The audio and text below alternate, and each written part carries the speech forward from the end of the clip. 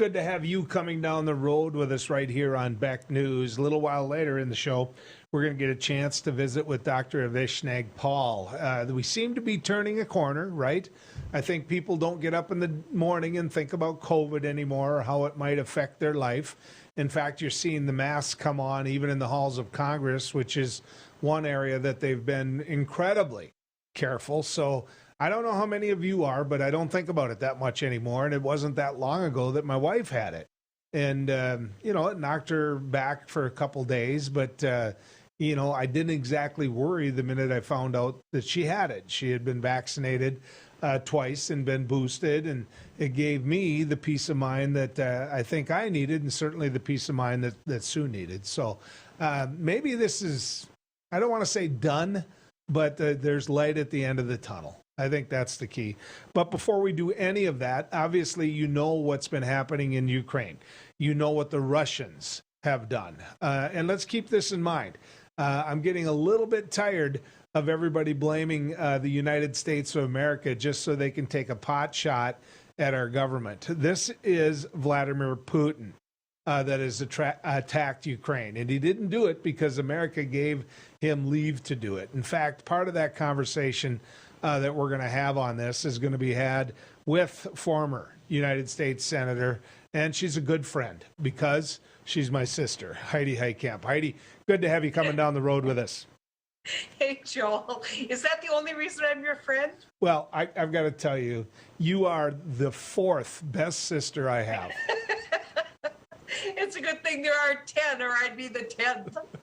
There's 5. So if you're watching this, you'd wonder which one is the 5th. You got to admit, there'd be some people looking at that. How you been, Heidi? See, I get confused because I have 4 and you have 5.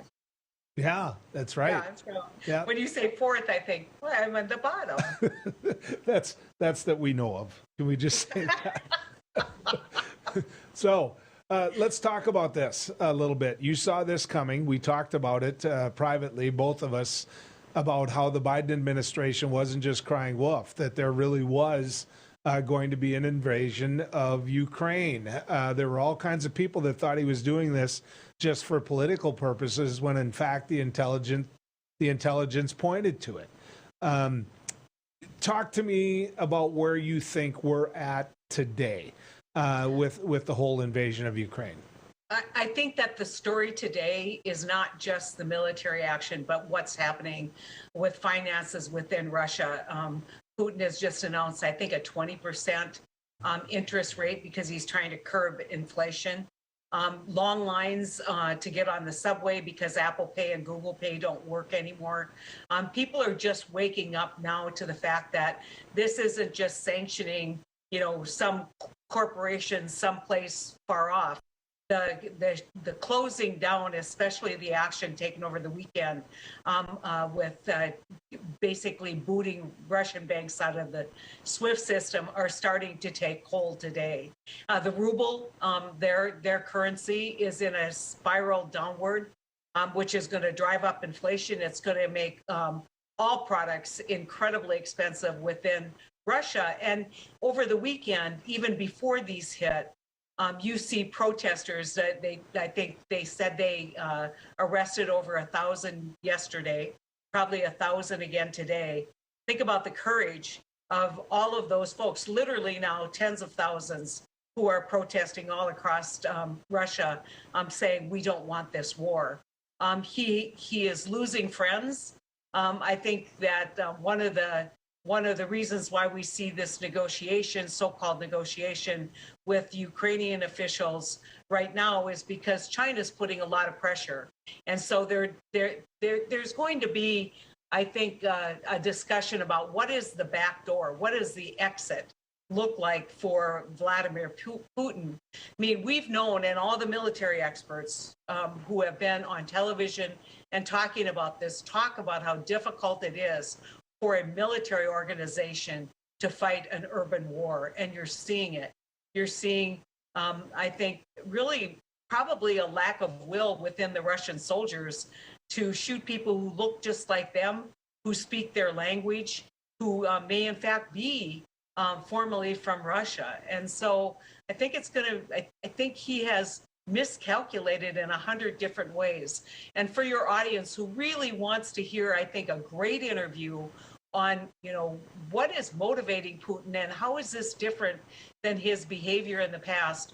Bree Zakaria on CNN did an interview with former defense secretary for both George W. Bush and for Obama, Robert Gates, Dr. Gates, and watch that. He is a Russian expert by training. That's what his PhD focused on. That is what he knows. And he's talking about how uncharacteristic it is for Putin to have taken this big risk. So why? I mean, all the experts pointed out that many of what you just described it was going to happen. You told me that. You said, wait till you see what happens to him financially. Wait till you see what happens in the streets of Ukraine. That he doesn't know what he's getting into. So why? Why did he do this? I think that the big surprise, though, Joel, is that the Ukrainian military and the people have been able to basically stop the Russian military. If you had, truth be told, if you had said, take a guess, I would say that Russia would be occupying Ukraine right now and would be undergoing guerrilla urban war. That's not happened. In fact, he's having a hard time taking cities that aren't even Kyiv. And so he had hoped by this time he would have installed his own puppet government.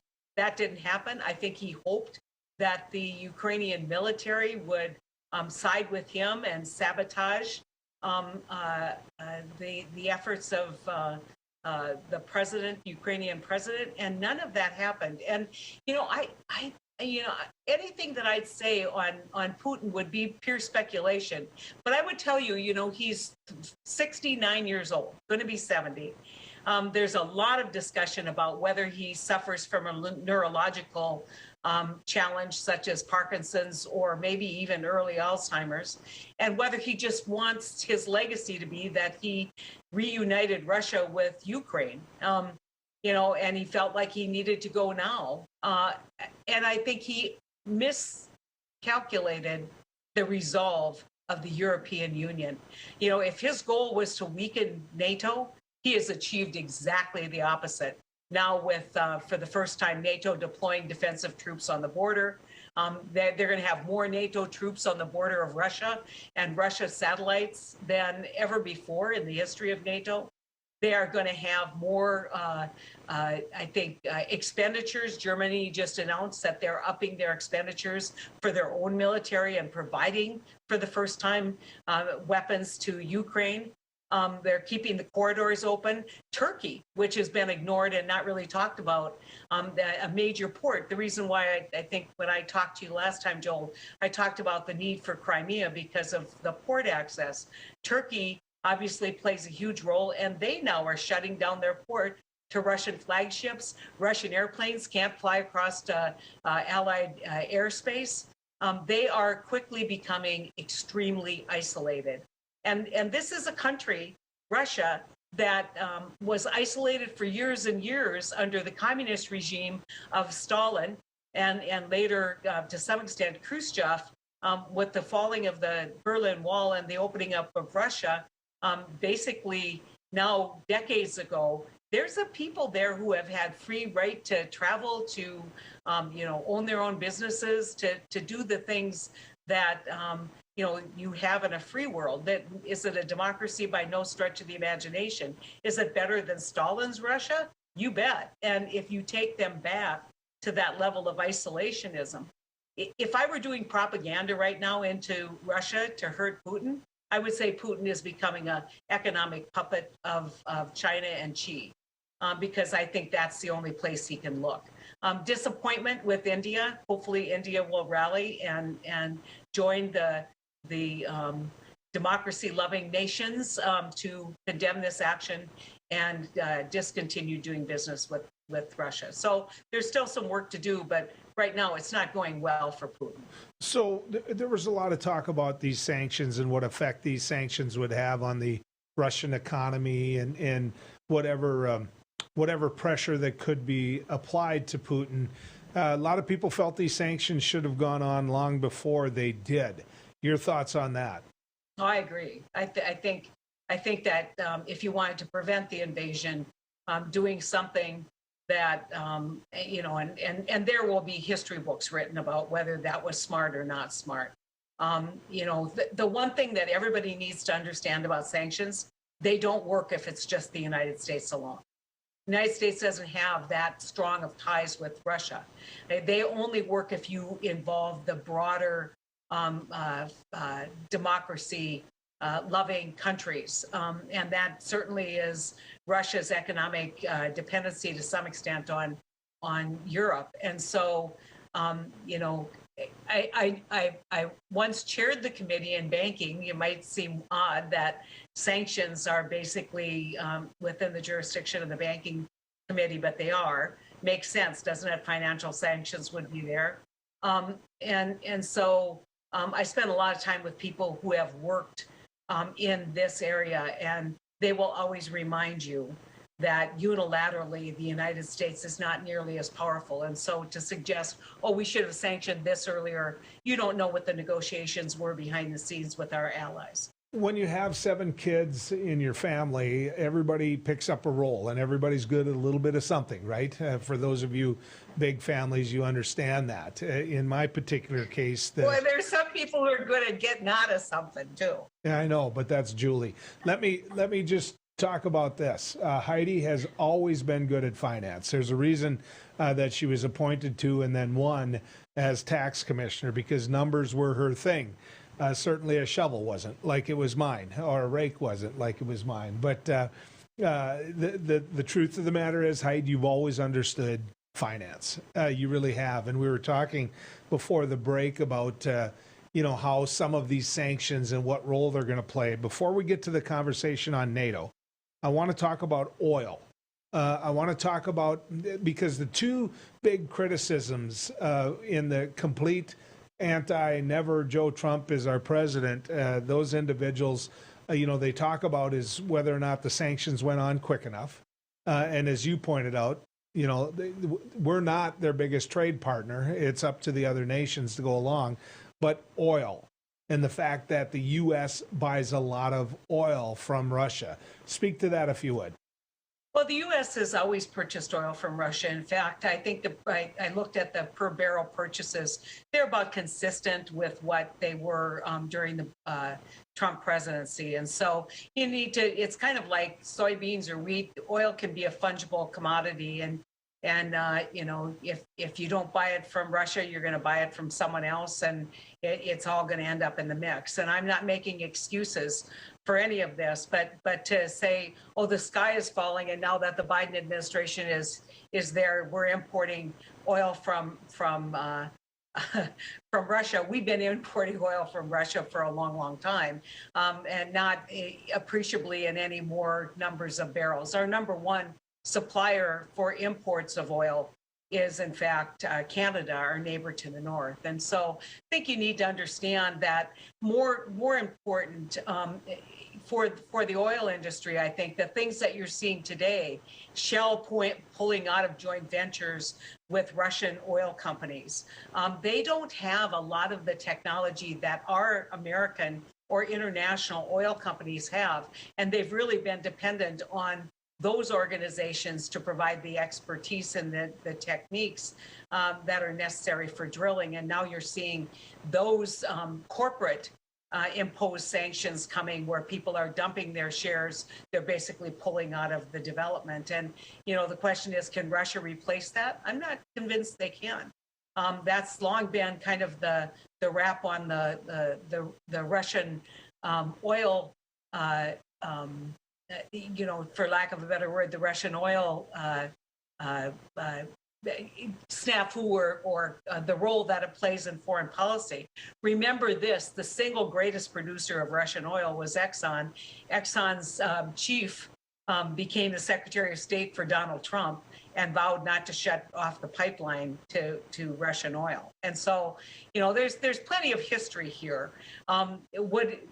Is Russian oil, which is about 7% of our imports, is that a critical component of American energy security? Nah. We can find that oil someplace else. The question is, when you say we're going to sanction oil and gas companies, again, I go back to what I said.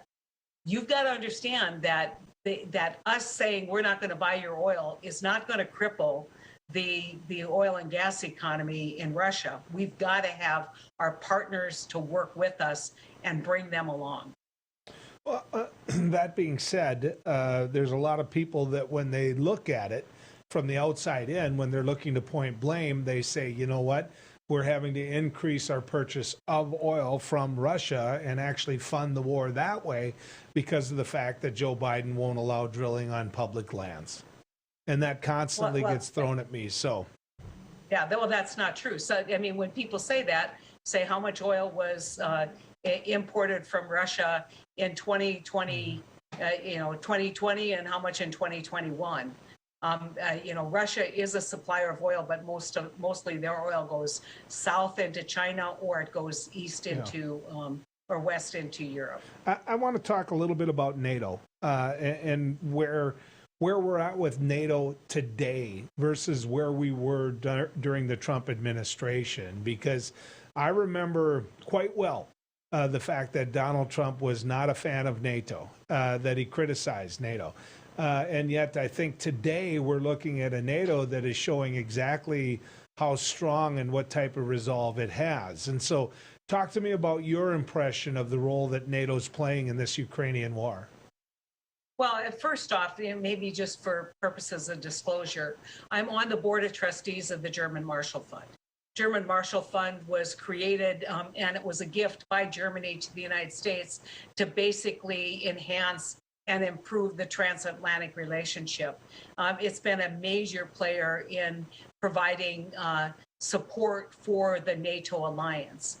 And so Donald Trump famously didn't like NATO. I mean, anyone wants to yell at me about that, we'll roll the tape, as they say, or read the newsprint. He didn't believe that Article 5 was important. Article 5 is that article that says an attack against one is an attack against all. The only time Article 5 has actually been invoked was after 9/11, when we were able to get many of our allies to enlist with us on the global war on terror. And so people need to understand the history of NATO. NATO, I think, in many ways, goes hand in hand with the European market, the old, what we called the European market. Now it's basically the economic alliance that is Europe that the English just pulled out of. And so Putin, I think, miscalculated. He thought that NATO was a weakening alliance, that countries were becoming more nationalistic, weren't willing to stand together against a joint threat. And interestingly enough, just a threat on the border of NATO, which was Ukraine.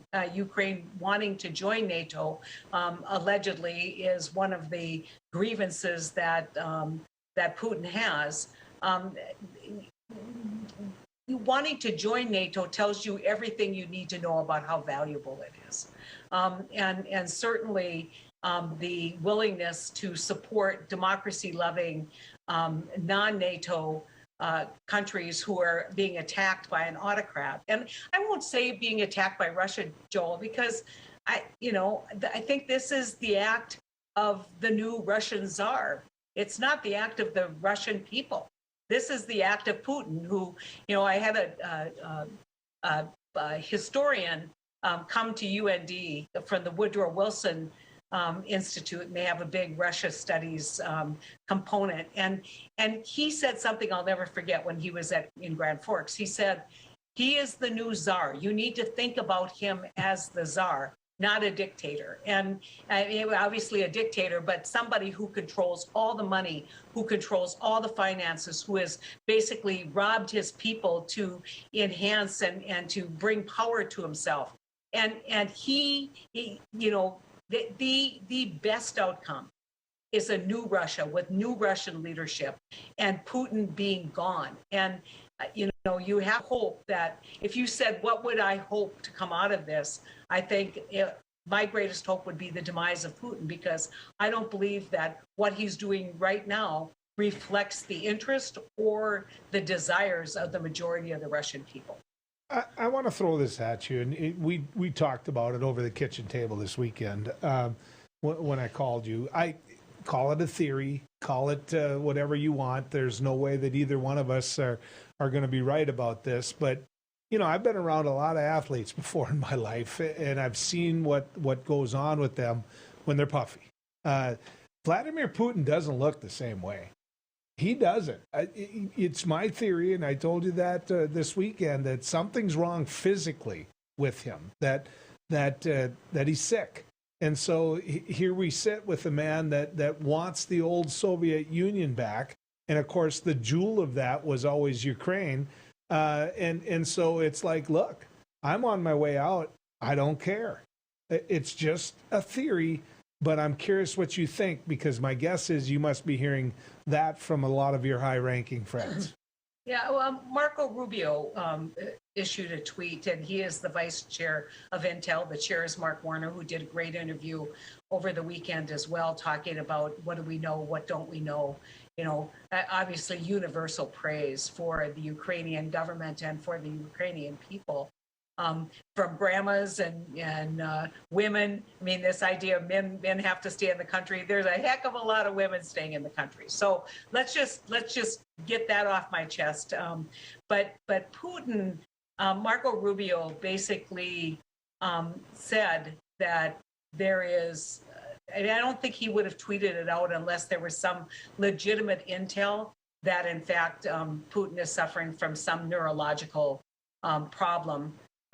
That is, in fact, raising his emotional level. He has historically been cool, calm, and collected, speaks in monotones, doesn't raise his voice. He's been on rants, which is very uncharacteristic. And if you watch the Gates interview, he'll talk about how uncharacteristic that is. It all leads to a lot of speculation.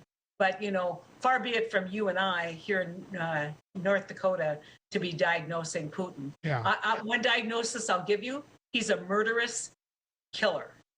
And he needs to be put down, and he needs to go to The Hague or any place where we can get him to try him for war crimes. That's the only diagnosis I'm going to make on Putin. How about the people taking to the streets in Russia? Those individuals brave enough to take to the streets, knowing what type of government that they're challenging and taking on. How big of a factor does that play in Russia and the world's overall view? I think when we as Americans take for granted our right to assemble, our right to protest, our right of free speech, we see this and occasionally get irritated. Because if we agree or don't agree, do we agree with the truckers who are headed to Washington, D.C.? Do we agree with the Black Lives Matter? And so we have varying degrees of how we feel about our First Amendment rights, our right to assemble, our right to protest, our right of free speech. But in no case do I ever think, if I go out and pick up a sign, that I am literally risking my livelihood and risking my life. That's not always true for protests in this country, but it's a certainty in Russia. And you can already see it by the arrests. You can see it, the Ukrainian ambassadors, the embassy in Russia, people putting flowers, they come out and they take the flowers down, people kind of sneaking up, trying to turn their face so they aren't on camera, so they don't get arrested for simply putting flowers. They apparently are pushing back and intimidating people who sell yellow and blue flowers because those are the Ukrainian colors. Think of how much courage it takes and how much responsibility people feel as citizens of Russia to let the rest of the world know that not everybody in Russia stands with their government in this aggressive and murderous action. That's why I'm not saying Russia. I'm not saying Russia invaded. I'm saying Putin invaded. Right, because they can't control them. They can't. Last one. Mitt Romney came out quite strong. You served in one of those chairs. Marjorie Taylor Greene at a white supremacist rally this weekend, coming out, and they actually were cheering for Vladimir Putin. How can a woman like that serve in Congress? How can an individual like that ever be elected by their fellow Americans? Well, we can see. I mean, when she was elected, people didn't know this about her. I mean, they knew that she was a QAnon, she was an extreme Trump supporter. You know, this is a reliably safe Republican district. And so when people say, well, the Democrats should put someone up, I'm going to say, look, you draw these lines, you make them reliable Republican districts. It's up to you to get a rational, American-loving, freedom-loving Republican to run against her. And if you can't do that, the Republican Party is seriously broken.